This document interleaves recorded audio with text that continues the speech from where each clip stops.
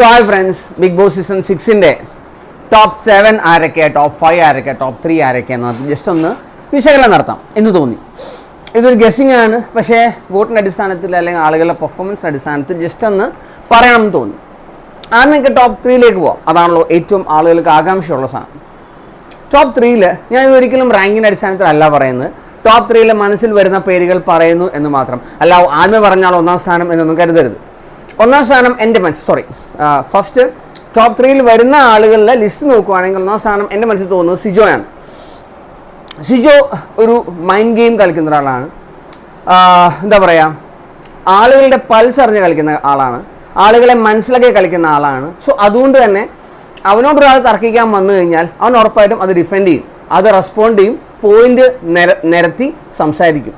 And physical ടാസ്കിലും ഒട്ടും മോശമല്ല. നമുക്ക് എല്ലാവർക്കും അറിയാം, കുറച്ച് ദിവസമായിട്ട് ഇച്ചിരി എന്താ പറയുക, ആൻറ്റിബയോട്ടിക് സംഭവങ്ങൾ കഴിക്കുന്നതുകൊണ്ട് മാത്രം ഒരു 2-3 ദിവസത്തേക്ക് ഒരു പക്ഷേ അവനൊന്ന് ബാക്ക് ഓഫ് ചെയ്യേണ്ടി വന്നേക്കാം. പക്ഷേ അത് കഴിഞ്ഞ് കഴിഞ്ഞാൽ hill B back on the screen, അല്ലെങ്കിൽ ഇച്ചിരും കൂടെ നല്ല രീതിയിൽ ഗെയിം കളിക്കാനുള്ള എല്ലാ സാധ്യതകളും സിജോയ്ക്കുണ്ട്. നമ്മൾ ഇന്നലത്തെ എപ്പിസോഡിൽ നമുക്കറിയാം, ലാലേട്ടനോട് അദ്ദേഹം പറഞ്ഞ കാര്യങ്ങളും അദ്ദേഹത്തിന് കിട്ടിയ സ്ക്രീൻ സ്പേസ് ഉൾപ്പെടെയുള്ള കാര്യങ്ങൾ നമുക്ക് മനസ്സിലാവുന്നുണ്ട്.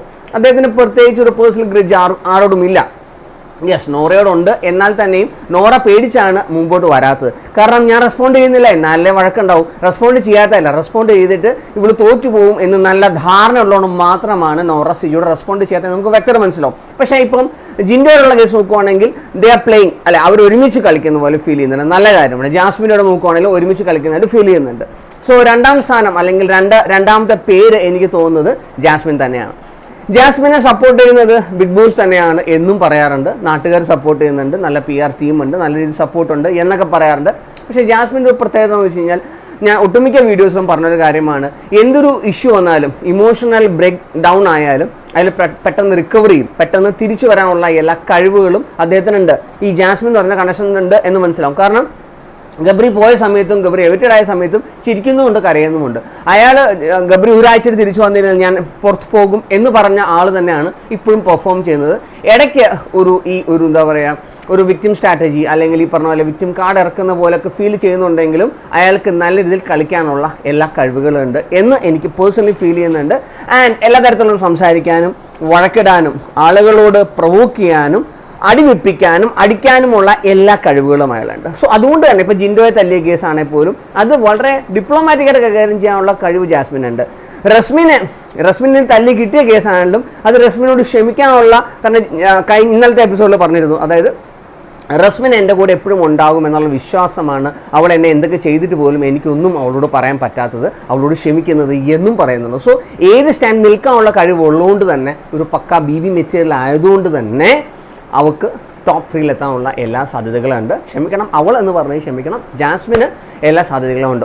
ആൻഡ് തേർഡ്, മൂന്നാമത്തെ ആൾ എൻ്റെ മനസ്സിൽ പെട്ടെന്നല്ല, നമുക്ക് എല്ലാവർക്കും അറിയാവുന്ന കാര്യമാണ്, ജിൻഡോയാണ്. നോ ഡൗട്ട് ജിൻഡോ തുടക്കത്തിൽ കുറേ അബദ്ധങ്ങൾ കാണിച്ചു, കുറേ തെറിവിളികളും ബഹളങ്ങളും കാണിച്ചു. അതൊന്നും അല്ലായിരുന്നു ഗെയിം എന്ന് സ്വയം മനസ്സിലാക്കി തിരിച്ചറിഞ്ഞ ജിൻഡോ ഗെയിം നല്ല രീതിയിൽ മാറ്റി.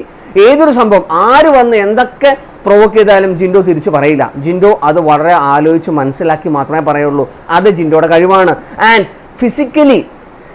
ഫിസിക്കലി എന്താ പറയുക, ചലഞ്ചായിട്ടുള്ള ഏതൊരു ടാസ്കും ജിൻഡോയുടെ അത്രയും ആർക്കും ചെയ്യാൻ സാധിക്കത്തില്ല. ആ ഒരു 16-17 പേർക്ക് ആർക്കും തന്നെ ജിൻഡോയെ തോൽപ്പിക്കാനും കാണത്തില്ല. സോ ആ ഒരു ഫിസിക്കൽ ടാസ്കിൽ മാത്രമല്ല, പല സാഹചര്യങ്ങളും ജിൻഡോ പറയുന്ന ചില പോയിന്റ്സ് ഉണ്ട്, ഓർത്തെടുത്ത് പണി കൊടുക്കുന്ന ചില സാഹചര്യങ്ങൾ ജിൻഡോയ്ക്കുണ്ട്.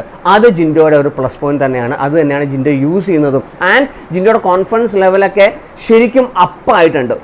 ഒരു കുറേ ഗെയിംസ് എല്ലാം കഴിയുമ്പോൾ, ഈ കുറച്ച് ദിവസങ്ങൾ, കുറേ ആഴ്ചകൾ കഴിയുമ്പോൾ നമുക്ക് മനസ്സിലാകുന്നുണ്ട്. പക്ഷേ ഒരു ഡിഫക്റ്റ് ഞാൻ ഫീൽ ചെയ്യുന്നത്, ലാലേട്ടനോട് സംസാരിക്കുമ്പോൾ ജിൻഡോയുടെ കോൺഫിഡൻസ് ഒക്കെ എവിടെയോ പോകുന്ന പോലെ എനിക്ക് ഫീൽ ചെയ്യുന്നത്. കാരണം ലാലേട്ടനോട് സംസാരിക്കുന്ന സമയത്ത് ഇന്നലത്തെ എപ്പിസോഡിൽ തന്നെ ലാലേട്ടനോട് പറയുമ്പോൾ ലാലേട്ടൻ തിരിച്ച് പറയുമ്പോഴത്തേക്ക് പോയിന്റ്സ് ഇല്ല. അതായത് എന്തൊക്കെയോ പറഞ്ഞു കൂട്ടി അവസാനം ലാലേട്ടൻ്റെ വായിൽ നിന്ന് ഒരു കളിയാക്കൽ ചിരിയെല്ലാം കിട്ടിയിട്ടാണ് അവസാനിക്കുന്നത്. സോ അതൊക്കെ ഒന്ന് മാനേജ് ചെയ്യാൻ പറ്റണം. ആൻഡ് ജിൻഡോയ്ക്ക് സംസാരിക്കാനുള്ള കഴിവ് ഉണ്ട്, ഉറപ്പായിട്ടും ഉണ്ട്. പക്ഷേ അദ്ദേഹത്തിന് ചിലരോട് സംസാരിക്കുമ്പോൾ അത് പിടിച്ചെടുത്താൻ പറ്റുന്നില്ല. മനസ്സുള്ള എന്തെങ്കിലും ഒരു ആരാധന കൊണ്ടായിരിക്കാം, റെസ്പെക്റ്റ് കൊണ്ടായിരിക്കാം, അല്ലെങ്കിൽ പേടി കൊണ്ടായിരിക്കാം. ഓക്കെ, സോ ടോപ്പ് 3 ആയിട്ടുള്ള ആളുകളുടെ ലിസ്റ്റാണ് ആദ്യം എടുത്തത്. ഇനി ടോപ്പ് 5 രണ്ടുപേരും കൂടെ നമ്മൾ ആ ഒരു ഗ്രൂപ്പിൽ ആഡ് ചെയ്യണമെങ്കിൽ ആരൊക്കെ ആഡ് ചെയ്യും? യെസ്, ഒന്ന് അർജുൻ തന്നെയാണ്, നോ ഡൗട്ട്. ആൻഡ് 5 ശ്രീതു തന്നെയാണ്. ഇവർ രണ്ടുപേരും ഈ ഒരു പക്കിൻ്റെ ലവ് സ്ട്രാറ്റജിയെ തന്നെയാണ് ആളുകൾ ഇഷ്ടപ്പെട്ടത്. ഇതിനകത്ത് ഇവർ തമ്മിൽ ഇഷ്ടമാണെന്നോ സ്നേഹമാണെന്നോ ഞങ്ങൾ ഒരുമിച്ച് എപ്പോഴും ഇരിക്കുമെന്നോ എന്ന് ഒരിക്കലും ആരും പറഞ്ഞിട്ടില്ല. അതുമാത്രമല്ല ജബ്രിമാരെ പോലെ ഇവർ വെറുപ്പിച്ചിട്ടില്ല. ഇവിടെ ഗബ്രിക്ക് പറ്റിയ ഒരു അബദ്ധം, ഇപ്പം ഗബ്രി പല ഇൻ്റർവ്യൂസിലൊക്കെ പറയുന്നുണ്ട്, തന്നെ ന്യായീകരിക്കുന്നുണ്ട്. പക്ഷേ ഗബ്രിക്ക് പറ്റിയ ഏറ്റവും വലിയ അബദ്ധം എന്ന് വെച്ച് കഴിഞ്ഞാൽ ആളുകളെ പ്രേക്ഷകരെ വെറുപ്പിച്ചു എന്നുള്ളതാണ്. നിങ്ങൾ എന്തൊക്കെ ചെയ്താലും ഞാൻ ഇങ്ങനെ നിൽക്കുള്ളൂ, ഞങ്ങൾ തമ്മിൽ ഒരു പ്രശ്നമില്ല, ഞങ്ങൾ തമ്മിൽ ഒരു ഇഷ്യൂസും ഇല്ല, ഞങ്ങൾ പക്ക ഫ്രണ്ട്ഷിപ്പാണ്, ഞങ്ങൾ ഇൻഡിവിജ്വൽ ഗെയിം കളിക്കുന്ന ഇൻഡിവിജ്വൽ പേഴ്സണാലിറ്റീസ് ആണ്, പക്ഷേ സുഹൃത്താണ്, സൗഹൃദമാണ്. ഞാൻ അവളെ കടിക്കും, അവളെ ഉമ്മ വയ്ക്കും, ഞാൻ റസ്മിനെ കഴിക്കുന്നുണ്ടല്ലോ, ഞാൻ റസ്മിനെ ഉമ്മ വയ്ക്കുന്നുണ്ടല്ലോ, ഞാൻ നിങ്ങൾക്ക് എന്താ പ്രശ്നം, ഞാൻ ജാസ്മിനെ ഉമ്മ വയ്ക്കും, ജാസ്മിനെ സ്നേഹിക്കും, ഒരു പ്രശ്നമില്ല, പക്ഷേ ഞങ്ങൾ സ്നേഹത്തിലല്ല എന്ന് പറഞ്ഞ് പ്രേക്ഷകരെ വെറുപ്പിച്ച അവസാനം പ്രേക്ഷകർ ഇവനെ പുറത്ത് തള്ളി എടുത്ത് കളഞ്ഞു എന്നുള്ളതാണ് സത്യം. സോ അങ്ങനെ, പക്ഷേ കഴിവുള്ള ആളായിരുന്നു, ടു ബി ഫ്രാങ്ക്, ഗബ്രി കഴിവുള്ള ആളായിരുന്നു. നമ്മൾ സംസാരിക്കാനും നന്നായിട്ട് എന്താ പറയുക കൺവിൻസ് ചെയ്യാനുള്ള കഴിവുണ്ട്, ആൻഡ് തർക്കിക്കാനുള്ള കഴിവുണ്ട്. പക്ഷേ ഈ ഒരു കഴിവുകൾ, ദൈവം തന്ന കഴിവുകൾ അവൻ അഹങ്കാരമായി എടുത്തതുകൊണ്ടാണ് പ്രേക്ഷകരെടുത്ത് പുറത്ത് കളഞ്ഞത്. ആൻഡ് അത് അവൻ്റെ തന്നെ കുഴപ്പമാണ്, അല്ലാതെ വേറെ ആരുടെയും കുഴപ്പമല്ല. അത് ജാസ്മിൻ്റെ തലയിൽ വെക്കാനൊന്നും പറ്റില്ല. It's his sole responsibility that he is out. ഒരു സംശയമില്ലാത്ത കാര്യം. ഓക്കെ, സോ ഈ 5 ആളുകളാണ് ടോപ്പ് 5 എങ്കിൽ നമുക്ക് 2 പേരെയും കൂടെ ടോപ്പ് 7 എത്തിക്കാനായിട്ട് നോക്കുവാണെങ്കിൽ 2 പേര് എപ്പോൾ വേണമെങ്കിലും ടോപ്പ് 3 ടോപ്പ് 5 എത്താൻ സാധ്യതയുള്ള 2 ആളുകളാണ്. അവരെ നമ്മൾ മറന്നുകൂടാ. എൻ്റെ മനസ്സിൽ തോന്നിയ 2-3 പേരുകളുണ്ട്, 2-3 പേരുകളുണ്ട്. പക്ഷെ 2 പേരെ ടോപ്പ് 7 എത്താം. അതിൽ ഒന്ന് സായി ആണ്, നോ ഡൗട്ട്. കാരണം സീക്രട്ട് ഏജന്റ് ആണെങ്കിലും അദ്ദേഹത്തിൻ്റെ ഒരു പ്രശ്നം ഞാൻ മനസ്സിലാക്കിയാൽ പുറത്ത് അദ്ദേഹത്തിനൊരു ചാനലുണ്ട്. ആ ചാനലിൽ ഒരു പ്രശ്നം വരാത്ത രീതിയിൽ വേണം കാര്യങ്ങളെ കൈകാര്യം ചെയ്യാൻ. അദ്ദേഹത്തിന് കപ്പടിക്കണമെന്നില്ല, 100 ദിവസം തേക്കണമെന്നുമില്ല, പക്ഷേ ഒരു ഫെയിം ഉണ്ടാവണം, ആൻഡ് എൻ്റെ ചാനൽ പോകരുത്. അതാണ് സീക്രട്ട് ഏജൻ്റ് ആയിട്ടുള്ള സായിയുടെ ഗെയിം സ്ട്രാറ്റജി. ആൻഡ് ഏഴാമത്തെ ആൾ എൻ്റെ മനസ്സിലുള്ള നന്ദനയാണ്. നന്ദന വന്നപ്പോൾ പക്ക സ്ട്രോങ് ആയിരുന്നു, പക്ക തൻ്റെ നിലപാടുകൾ പറയുന്ന, ഈ എസ്പെഷ്യലി നമ്മുടെ അൻസിബ ആൻഡ് ഋഷിയോട് ഉള്ള ഒരു ദേഷ്യവും ഒരു ഗെയിമുമായിട്ടാണ് വന്നത്. പിന്നീട് കൈവിട്ടുപോയി, ചുമ്മാ ആവശ്യമില്ലാതെ വെകുളിത്തരം കാണിക്കാൻ തുടങ്ങി.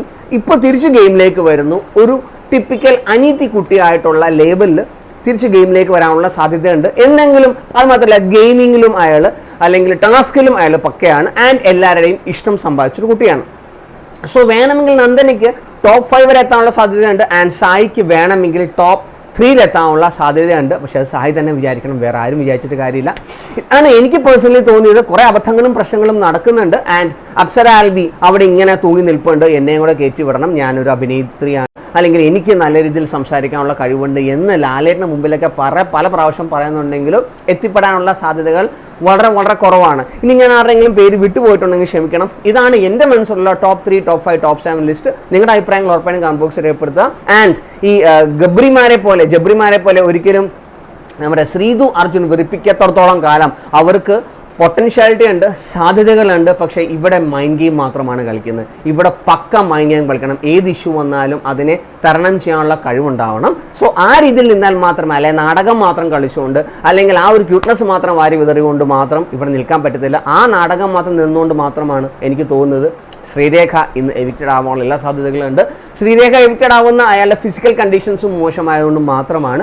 ആൻഡ് ഈ പറഞ്ഞ പോലെ ഏതൊരു ഇഷ്യൂയെയും അല്ലെങ്കിൽ ഏതൊരു പ്രശ്നത്തെയും തരണം ചെയ്യാനുള്ള കഴിവില്ലായ്മയാണ് സിബിനെ പോലത്തെ വളരെ പൊട്ടൻഷ്യൽ ആയിട്ടുള്ള ഒരു കണ്ടസ്റ്റന്റ് പുറത്തു പോയത്. സോ എല്ലാ സാഹചര്യങ്ങളും എല്ലാ സംഭവങ്ങളും മാറ്റി നിർത്തിക്കൊണ്ട് പിടിച്ചു നിൽക്കുന്നവർക്ക് മാത്രമേ ടോപ്പ് 3 വരാൻ പറ്റുള്ളൂ. അതുകൊണ്ട് എനിക്ക് ഉറപ്പാണ് ഈ ടോപ്പ് 3 കണ്ടസ്റ്റൻസ്, അതായത് ജിൻഡോ, ജാസ്മിൻ ആൻഡ് സിജോ, ഈ ടോപ്പ് 3 ആളുകൾ ഈ 3 പ്രശ്നങ്ങളെയും അതിജീവിച്ച് മുന്നോട്ട് പോകുന്ന ആളുകൾ തന്നെയാണ്. സോ എന്തായാലും കാത്തിരിക്കാം. ടോപ്പ് 3 ഇവർ തന്നെ ആയിരിക്കുമോ, ടോപ്പ് 5 ഇവർ തന്നെ ആയിരിക്കുമോ, ടോപ്പ് 7 ഇവർ തന്നെ ആയിരിക്കുമോ? എന്തായാലും അടുത്ത സൺഡേ അപ്ഡേറ്റ് ഉറപ്പായിട്ടും വരുന്നുണ്ട്, ലാലേട്ടും വരുന്നുണ്ട്. എന്തൊക്കെയാണ് എവിക്ഷൻ പ്രക്രിയ, എന്തൊക്കെയാണ് ഗെയിം സ്ട്രാറ്റജി, ആർക്കൊക്കെ സ്ക്രീൻ സ്പേസുകൾ കൊടുക്കും എന്ന് നമുക്ക് കാത്തിരിക്കാം. സോ തൽക്കാലം ബൈ.